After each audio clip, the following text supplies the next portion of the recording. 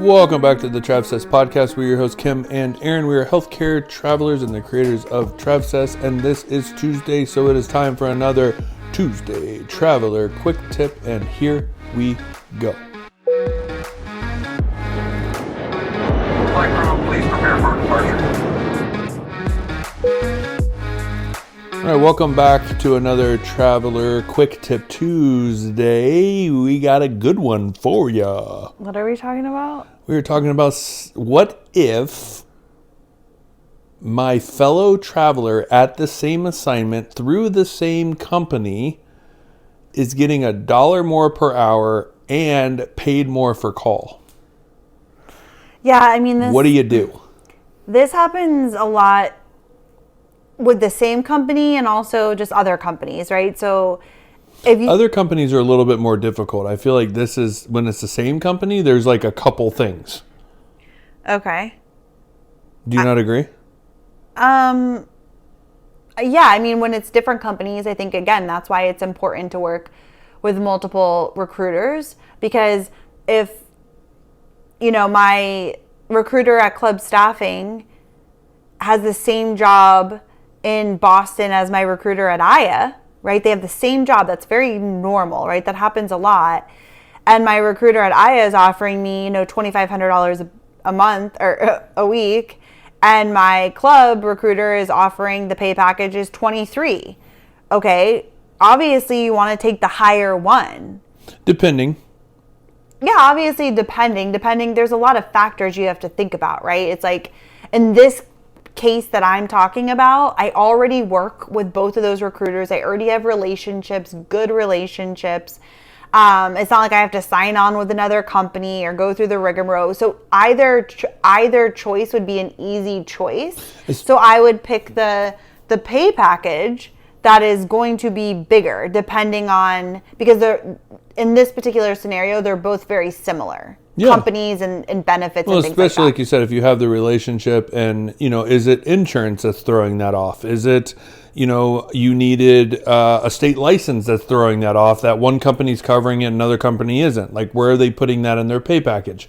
Like, how big are the companies? Especially if you're going after an IA or a Club Staffing, those two companies, number one, rarely have the same contracts because they are big on getting direct contracts. But going off another smaller company, they might be smaller, so they're offering more of a pay package for you. Wow, Sneezy. Excuse me, trying to hold it in. So there's a lot of gray area when it comes down to big versus little company. Little company could offer more on the pay package than bigger companies because they have less overhead and things like that. But when it comes down to the same company. The point, though, the takeaway, before we move on, just the takeaway here for the travelers listening is why we always say it's very important to work with multiple recruiters from different companies. So like 2 to 3.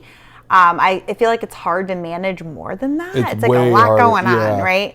But like 2, 3 recruiters that you build these relationships with, because you really do want to be seeing who's offering the most money and who's got what jobs and all the different things. So that's really, really important to make sure that you are doing that. Mm-hmm. Okay, so now you're saying I'm working at Stanford with another girl who is also working with, I'm going to say Club Staffing. Okay, we're just going to use them.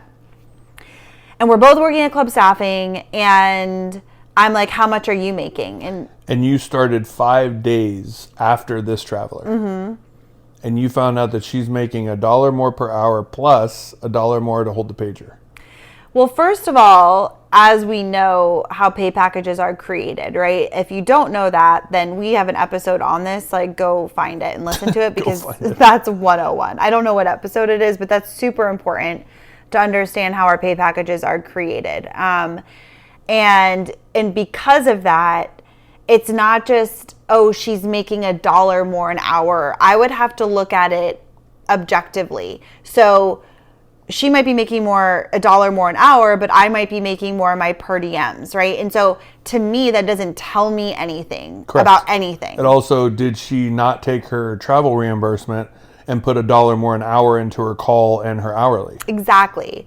So that's the problem, I think, is like you'll run into like when multiple travelers are working together and you're kind of like, how much do you make? How much do you make? Because especially if you're working with the same company.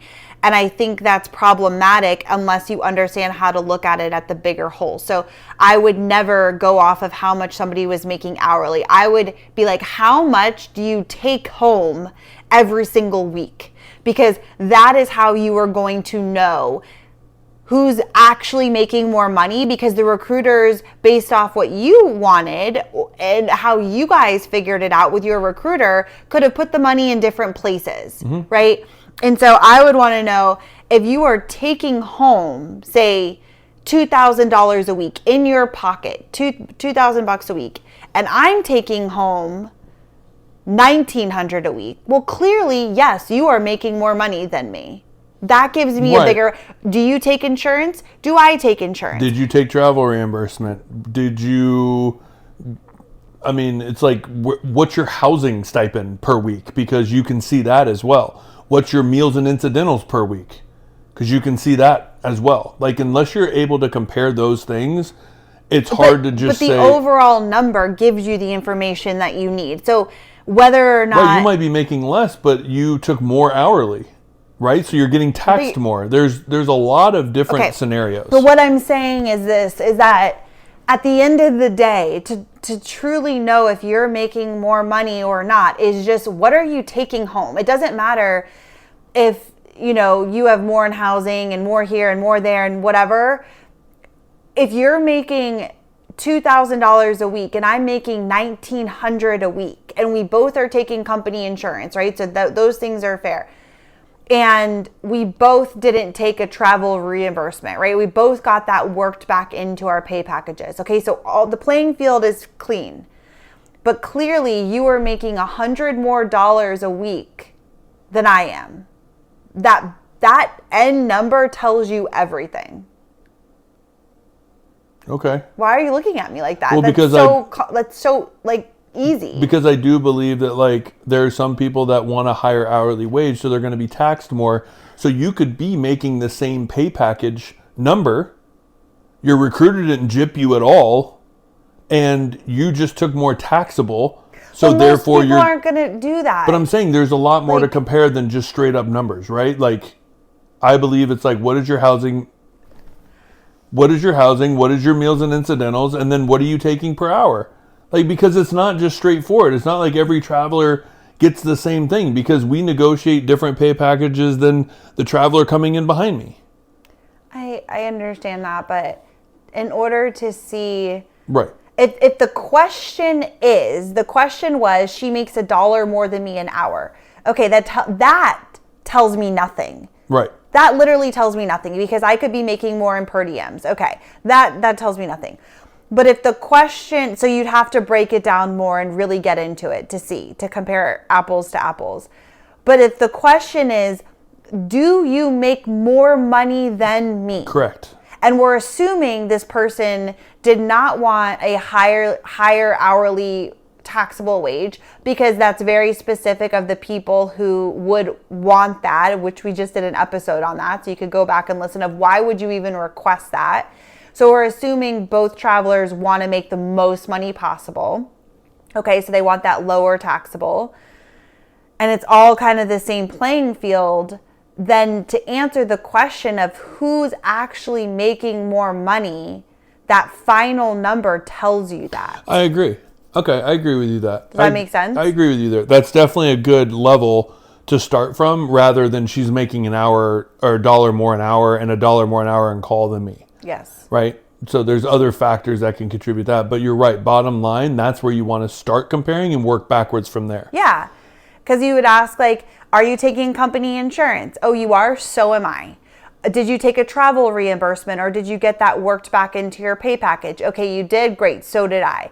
Right? So you want to, like, really make sure that you are on the same page. Mm-hmm. And then compare what each person is making take home per week. And that will tell you how much more you're making than the other person. But yes, you can never compare. If I'm making $25 an hour taxable, and, Sally comes in and she's like, well, I'm making $27 an hour. But when you actually break it down, she's taking home $1,800 a week and I'm taking home $2,000 because my taxable Correct. So that number means nothing. Never look at what somebody says they make hourly. You have to look at what they actually take home in their pocket, including their tax-free stipends, every single week to compare how much they're earning. Right. And so then I want to say that's factor one. Factor two is, let's say you sit down with your paycheck and you see that you're having the same meals and incidentals, you're having the same housing number every week, you're both taking insurance, you both took travel reimbursement, and she's making $1 more an hour than you. That's when it comes down to the gray area of what is your recruiter relationship, because not all recruiters are created equal. So that recruiter could be taking $1 extra into their pocket. That is just how it works, or back into the company, right?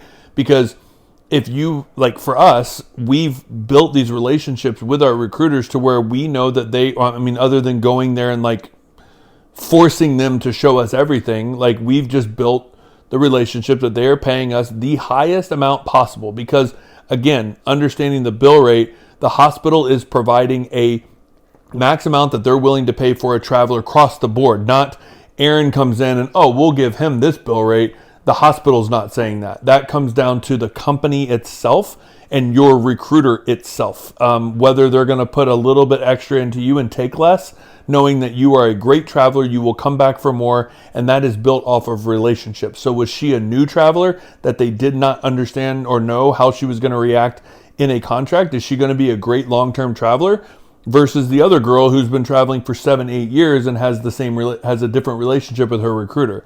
So there's so many gray areas than just across the board, she's making more than me. Yeah, 100%. And I'll say too, just as a very simple, pro tip, right, is like we said, your pay package is always built off the bill rate, right? And that's going to fluctuate and that's going to be different based on the hospital, location, demand, all of the things. So when you're working with your recruiter, obviously we always want to get the max amount that we possibly can as a traveler. And like Aaron said, unless you're at their computer, like, show me the bill rate, I want to know, we have to build these trusting relationships. And so I always say, I want the max amount I possibly can based off the bill rate. Like, what is the most amount of money in my pocket every week that you can give me based on that bill rate? And I want to know that.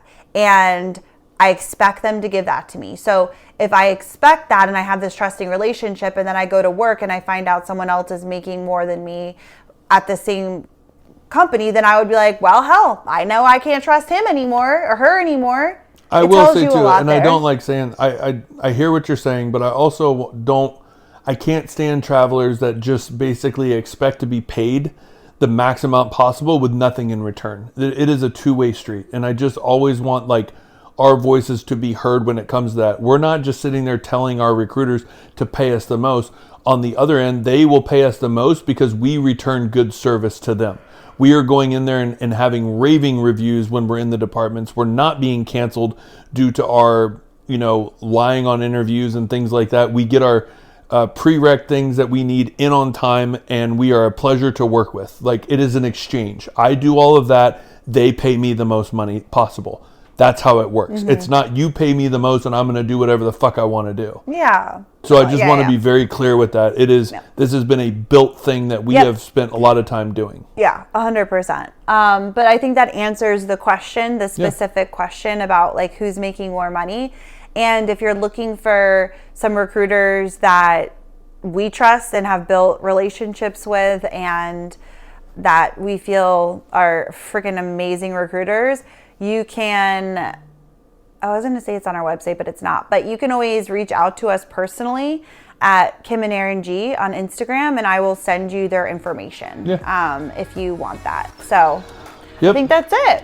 I think our question is answered. Done and done. Done and done. See you next week, or see you on Thursday. See you.